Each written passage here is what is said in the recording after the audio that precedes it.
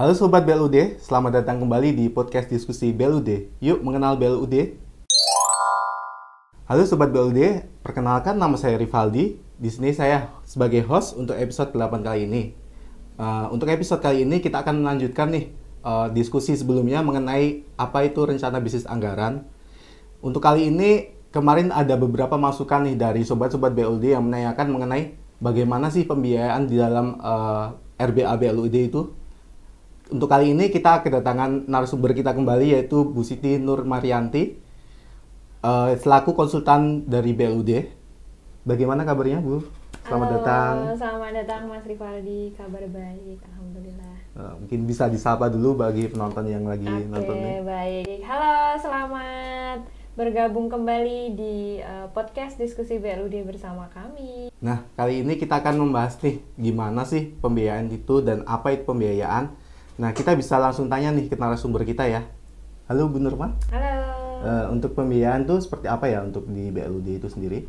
Oke, baik. Memang di struktur anggaran RBA BLUD ya Mas ya, kemarin yang podcast-podcast sebelumnya kita sudah membahas nih terkait dengan pendapatan, belanja begitu. Nah, struktur ketiga nih Mas yang menarik juga ada pembiayaan BLUD. Nah, pembiayaan itu sebenarnya apa sih? Pembiayaan itu merupakan semua penerimaan yang perlu dibayar kembali dan atau pengeluaran yang akan diterima kembali, baik pada tahun anggaran yang bersangkutan maupun dari anggaran berikutnya. Begitu. Itu untuk pembiayaan.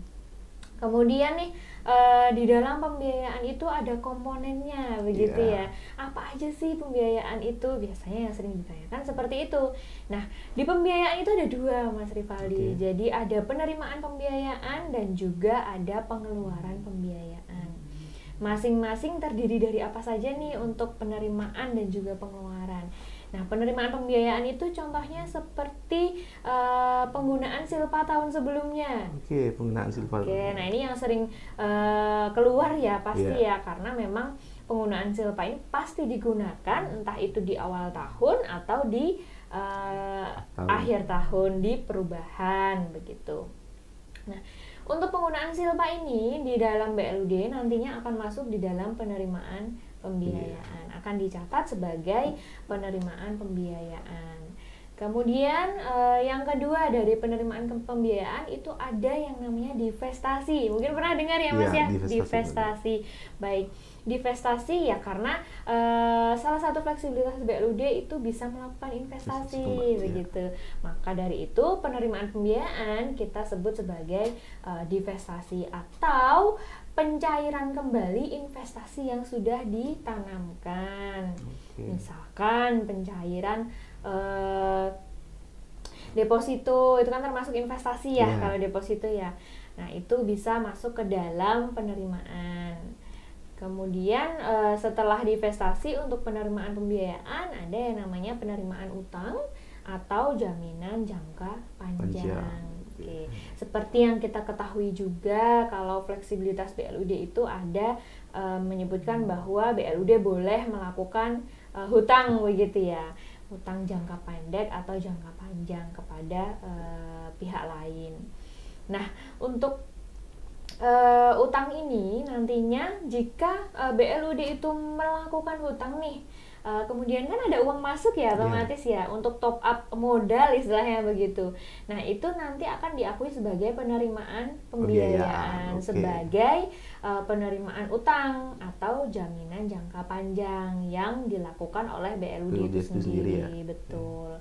Untuk mekanismenya seperti apa, kemudian cara utang seperti apa, kemudian pembayarannya seperti apa, itu nantinya akan diatur di dalam perkada untuk bisa menggunakan fleksibilitas dari hutang itu tadi. Itu untuk penerimaan pembiayaan. Kemudian yang kedua ada pengeluaran pembiayaan Mas Rivaldi. Jadi pengeluaran pembiayaan untuk apa saja nih yang ada di pengeluaran pembiayaan? Sering nih disalahartikan ada karena penggunaan silpa itu kita anggap sebagai penerimaan pembiayaan, maka biasanya ada yang bertanya nih, berarti belanja dari silpa itu harus diakui sebagai pengeluaran gitu ya. pembiayaan begitu. Padahal tidak seperti itu konsepnya. Jadi memang betul untuk penggunaan silpa nantinya akan dianggarkan di tahun berikutnya untuk apakah itu nanti digunakan awal tahun atau awal periode atau di RBA perubahan. Nah, itu nanti akan masuk ke dalam penerimaan pembiayaan yang pertama. Lalu belanjanya bagaimana yang menggunakan silpa itu tadi? Nah, nantinya untuk belanja yang menggunakan silpa itu tetap masuk ke dalam mekanisme belanja. Jadi bukan merupakan pengeluaran pembiayaan. Lalu apa saja nih pengeluaran pembiayaan di BLUD? Yang pertama ada investasi. Kalau tadi divestasi, sekarang investasi. Kita menanamkan modal atau kita melakukan, kalau yang sering dilakukan ini deposito ya Mas ya biasanya. Betul. Penanaman deposito. Nah, biasanya kita membuat atau melakukan kerjasama untuk membuat deposito kepada bank begitu ya. Nanti akan ada yang namanya investasi begitu. Nah, itu untuk pengeluaran pembiayaan yang pertama. Kemudian yang kedua contohnya seperti apa? Untuk pengeluaran pembiayaan itu adalah pembayaran hutangnya. Tadi kita menerima utang nih. Sekarang kita membayarnya. Ya, gitu ya. betul. Kita mengakui sebagai penerimaan pembiayaan yang kita menerima utang. Lalu kita kalau istilahnya secara ini membayar kreditnya seperti apa nih? Membayar hutangnya seperti apa setiap bulan ya? Cicilannya seperti apa? Nah, ini masuk ke dalam pengeluaran pembiayaan itu ya. Kemudian nih Mas, yang sering kita temui juga nih di dalam penerimaan dan juga pengeluaran pembiayaan, khususnya di pengeluaran pembiayaan ya, kita mengeluarkan dana untuk melakukan investasi atau pembayaran hutang, itu kan pasti ada akibatnya nih dari itu. Yang pertama misal investasi, pasti ada nih bunga investasi, betul ya? Bunga investasi itu pasti kita terima dari akibat kita melakukan investasi begitu. Misalkan deposito, berarti ketika pencairan deposito dengan jangka waktu tertentu yang sudah disepakati, itu nanti akan memperoleh bunga sekian, betul ya. Nah, bunga itu nanti tidak berarti masuk ke dalam penerimaan pembiayaan ya. Nanti masuknya tetap ke dalam pendapatan, mekanisme pendapatan di bagian pendapatan bunga, di lain-lain pendapatan yang sah di BLUD itu sendiri. Kemudian kalau hutang bagaimana? Karena kalau kita ketahui ya hutang itu, misal kita melakukan hutang ya pasti ada bunga yang harus kita bayar, betul ya. Bunga per bulan itu berapa yang harus kita bayar beserta dengan angsuran pokoknya gitu. Nah, untuk angsuran pokok tadi kan kita menggunakan mekanisme pengeluaran pembiayaan, betul ya. Kemudian pembayaran bunganya seperti apa? Nah, pembayaran bunga bank ini nanti akan kita lakukan dengan mekanisme belanja bunga. Gitu. Jadi harus diakui sebagai pengeluarannya bendahara pengeluaran di dalam belanja itu sendiri. Nah, itu untuk penerimaan dan juga pengeluaran pembiayaan. Nah, sebenarnya kita bahas sedikit ya tentang silpa tadi. Nah, silpa tadi kenapa sih kok digunakan gitu ya? Apakah boleh digunakan awal tahun atau di pertengahan tahun? Ya, itu kan merupakan fleksibilitas dari BLUD. Mau digunakan berarti harus ada perkadanya. Penggunaan silpa harus digunakan untuk apa? Boleh digunakan awal tahun atau tidak, begitu ya. Itu diatur masing-masing di dalam perkada penggunaan silpa. Nah, untuk silpa ini memang kalau mau dipakai di awal tahun misalkan ya sudah punya perkada silpa, kemudian ingin menggunakan di awal tahun, otomatis pasti harus menganggarkan silpa nih. Misalkan kita mau menggunakan silpa di tahun 2025 awal tahun untuk memenuhi beberapa belanja begitu. Nah, silpa yang akan kita gunakan di awal tahun 2025 itu harus dianggarkan di tahun ini, di tahun 2024 untuk kita anggarkan di tahun 2025. Sering nih terjadi juga silpa ini, terus bagaimana untuk perhitungannya nanti proyeksi. Nah, nantinya kita akan bahas mungkin di lain kesempatan. Episode berikutnya ya sobat-sobat BLUD.